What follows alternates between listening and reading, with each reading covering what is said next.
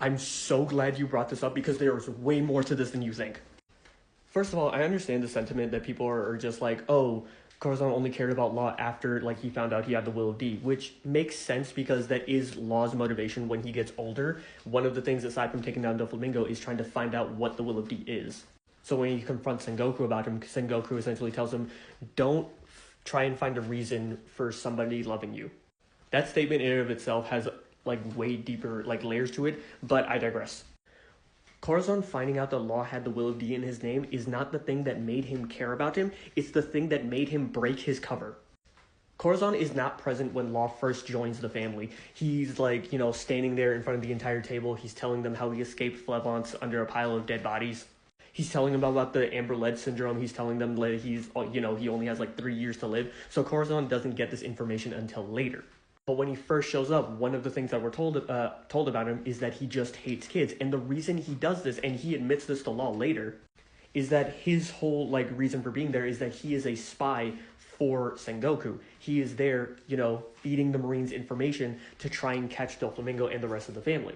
But the reason he has this whole persona of also hating kids is because he doesn't want any more children to be indoctrinated by Doflamingo. Adults joining the family like Jola, Machweiss, or Senior Pink, they are adults. They've already made their decision. But kids are just easily manipulated into doing these things.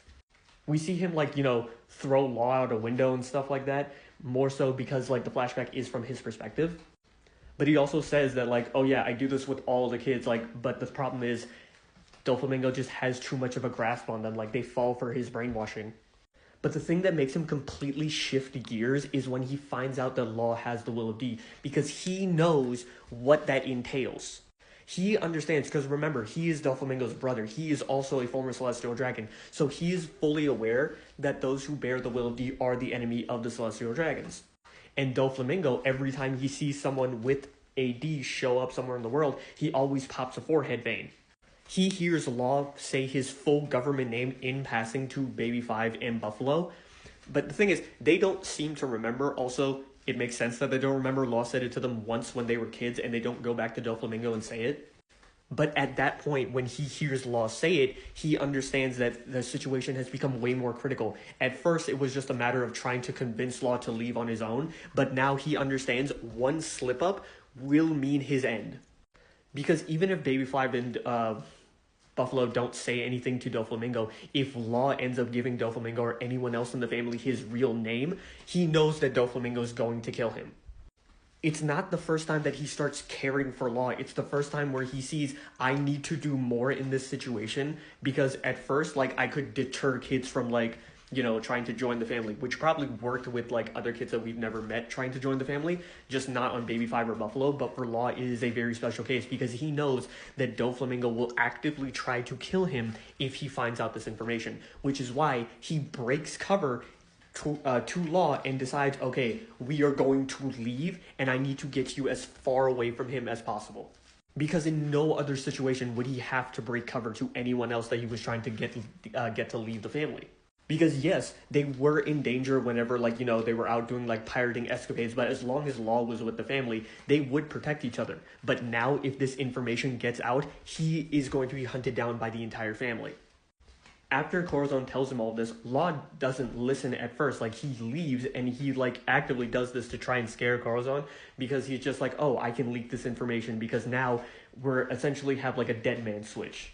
Mutually assured destruction. Then Corazon just takes him and leaves. The reason Law does this is because, hey, I stabbed you before and you didn't say anything, so I won't say anything as long as we both keep our mouths shut. But that moment, before all of this, before Corazon knew Law had the Will of D, before he told it to, Buffalo and Baby 5, that moment where Law stabs Corazon and Corazon says nothing is already proof enough that he does fundamentally care about him. He doesn't want to see harm come to them from anyone else in the family, especially not Doflamingo, because he knows that Doflamingo would absolutely kill him for, attacking a family member, especially Rocinante.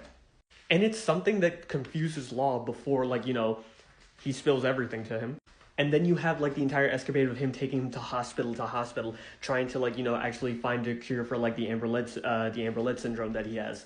This is something that he does because he knows that, okay, now that we're away from Doflamingo, we can actually try and get you better. And Rocinante has, a very limited understanding on how exactly this works. He doesn't know why, like, Amber-Let syndrome is so deadly, because it's not something that many people outside of those in Flevance or the ones responsible for wiping out Flevance have any real knowledge of. Every time they go to a hospital, people keep screaming and like kicking Law out.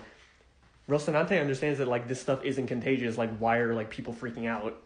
But he keeps getting mad because it's just like, this is a child. Why aren't you helping them? Because Rocinante's whole thing is that he wants to make sure that children live to be able to, grow and develop and become better than the circumstances that they were born in. Because that's the option that he was given when he was a kid, when Sengoku found him. And he doesn't want anyone else to turn out like Doflamingo, because he sees that they are two sides of the same coin. They have the same upbringing, but they took two very different paths.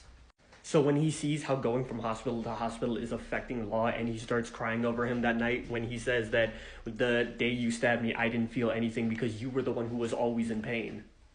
It's not just Law coming to the realization that someone genuinely cares for him, but it's Corazon coming to the realization that if he really wants to help Law, he needs to understand what he needs and not just what, he himself thinks it's the right thing to do. He needs to take Law's feelings into more consideration because he understands the pain that he is going through. Yes, him finding out that he had the Will of D was the thing that initially sparked him to help him more, but it's not the start of the compassion that he showed. Corazon trying to show compassion initially was him trying to get Law out of the Don Quixote family from the beginning. Later, taking the stabbing from him to, not get him in trouble, to show him that, hey, you need to leave because if you do that again, I may not be able to save you. And then him finally confessing everything when he realized that Law is in imminent danger if this does get out. And over time, he starts to love him more and more because he sees that this is a child who was in the same situation as he was when he was a kid. And that goes back to what Sengoku said of do not try and find a reason for someone's love. Because regardless of whether or not he had the Will of D, Corazon still had compassion for Law even when they first met. He didn't show it the same way he did when he, ultimately ended up dying, but he still had compassion for him nonetheless. But I hope that made sense.